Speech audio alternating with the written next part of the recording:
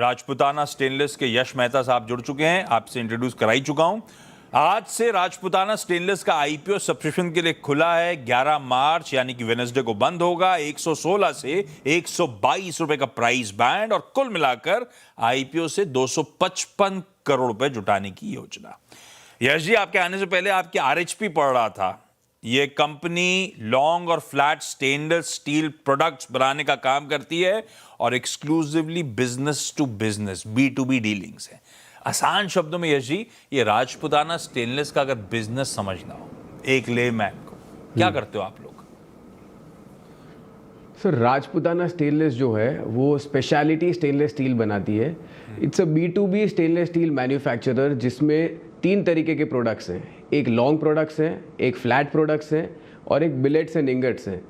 Long products वो products हैं जो सारे automobiles, pump shaft industries, seamless pipe industries में जाते हैं। फ्लैट प्रोडक्ट्स वो प्रोडक्ट्स हैं जो सारे ऑयल एंड गैस वगैरह में, फिर यूटेंसिल इंडस्ट्री में, फर्नीचर इंडस्ट्री में जाते हैं। और इंगॉट्स और बिलेट्स वो प्रोडक्ट्स हैं, वो सारे जो जाते हैं फोर्जिंग इंडस्ट्रीज़ में, जो इंजीनियरिंग प्रोडक्ट्स बनते हैं जिससे जहाँ से वो एरोस्पेस और डिफेंस के लिए प्रोडक्ट्स बनाते हैं। तो ये 3 बेसिक प्रोडक्ट्स हैं जो हम बनाते हैं।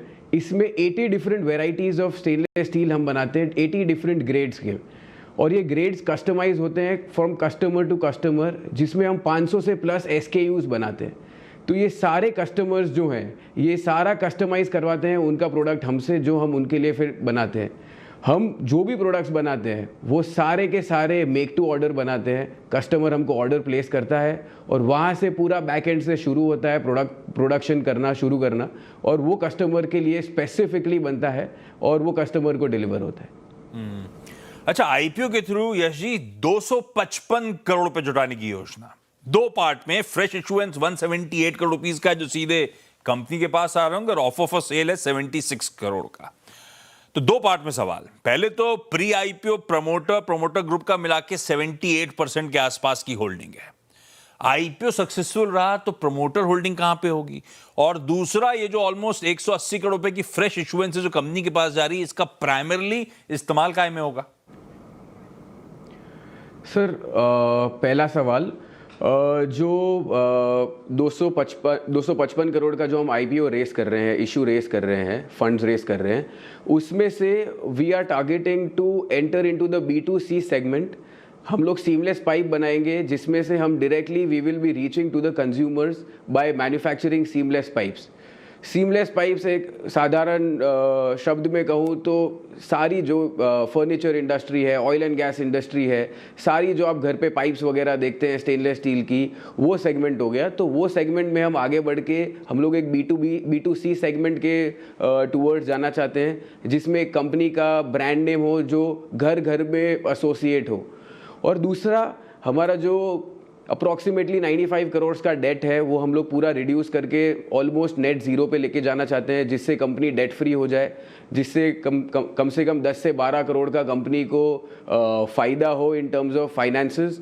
तो ये जो 2 डायरेक्शन है, ये 2 डायरेक्शन में कंपनी जाना चाहती है, जिससे कंपनी का जो रिटर्न ऑन इन्वेस्टमेंट है या जो हम लोग जो प्रॉफिट आफ्टर टैक्स कहेंगे वो एक तरीके से बढ़ेगा, और दूसरा जो कंपनी का प्रोडक्ट पोर्टफोलियो है वो एक तरीके से वाइडन होगा।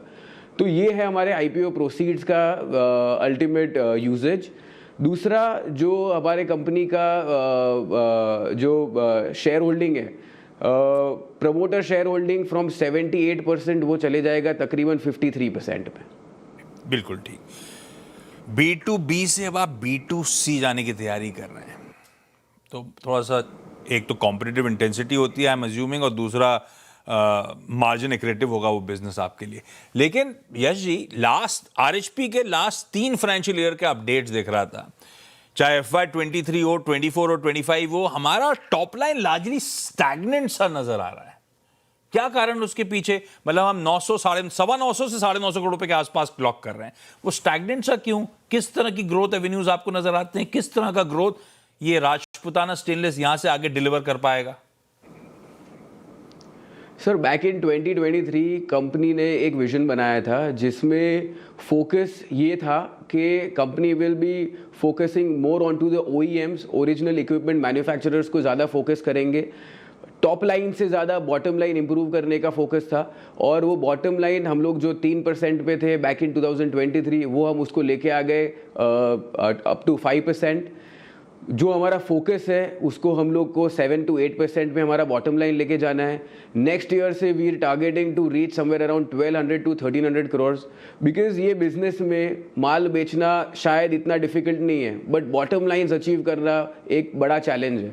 तो हम लोग का यही टारगेट था कि we will directly go and reach to the consumers, to the end users, जिसमें हमको सबसे ज़्यादा बेनिफिट हो और कंपनी ग्रो करे in a way that just not just the top numbers improve but the bottom lines improve and make the company very healthy. तो यही focus से हमारा टारगेट था फॉर द लास्ट 2 years। अभी जो नेक्स्ट 2 years का हमारा फोकस रहेगा, that we will take the revenues to upwards of 1300 to 1400 crore, और पैट को भी हमारा टारगेट रहेगा कि हम लोग लेके जाए उसको 80 to 90 करोड़ के बीच में। परफेक्ट है। और कुछ हद तक तो मुनाफे में मदद मिल रही होगी, जैसे आप कह रहे हो अपना कर्ज हटा दोगे आप लोग तो सीधे सीधे ब्याज पर जो खर्च हो रहा था वो खत्म हो जाएगा, तो वो भी सीधे सीधे बॉटम लाइन पे मदद कर रहा होगा। मेरे जहन में 2 कंसर्न्स थे, अब एक ही साथ पूछ लेता हूं। एक, आरएचपी बहुत बोल्डली मेंशन करता है कि कंटिंजेंट लायबिलिटीज काफी तगड़ी हैं, 120-121 करोड़ रुपए के आसपास की, मतलब आपके साइज के लिए वो 2/3 नेटवर्थ हो जाता है। ये कंटिंजेंट लायबिलिटीज यश जी हैं काहे की, क्या हमने प्रोवाइड फॉर कर रखा है, और क्या लाइकलीहुड है इनके मटेरियलाइज होने का? और दूसरा, ऐसी जहन में आया जब बार बार निफ्टी देख रहा हूं, थोड़ा सा आईपीओ का टाइमिंग गड़बड़ा गया, ऐसा आपको लगने लगा है क्या? गलत टाइम पे आ गया मार्केट में? पहला क्वेश्चन का मैं एक जवाब दूंगा। तो ये जो कंटीजेंट लाइबिलिटीज़ हैं, ये back in the days of 2010, 12 and 2016 की है मेजरली, जो ऑलरेडी मटीरियलाइज नहीं हुई है इतने सालों से, तो इसका हम लोग कोई स्कोप नहीं रखते कि ये मटीरियलाइज होगी। और दूसरा, ये जो कंटीजेंट लाइबिलिटीज़ है, ये जो हमारे डेली बिजनेस रूटीन्स में, ऑपरेशंस में है, थोड़ी बहुत जो छोटी मोटी आती रही उसके बाद 2021-22 में वो हम लोगों ने मेंशन की है।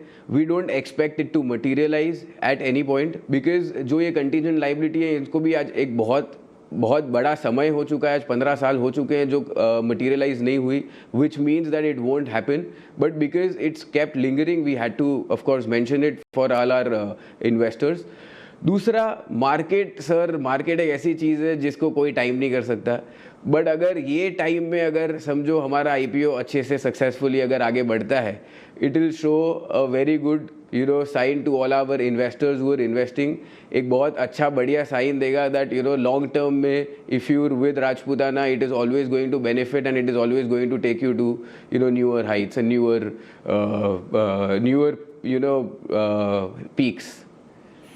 वेल सेड यश मेहता साहब, थैंक यू सो मच जुड़ने के लिए, बेस्ट विशेस आपकी इस ऑफरिंग के लिए।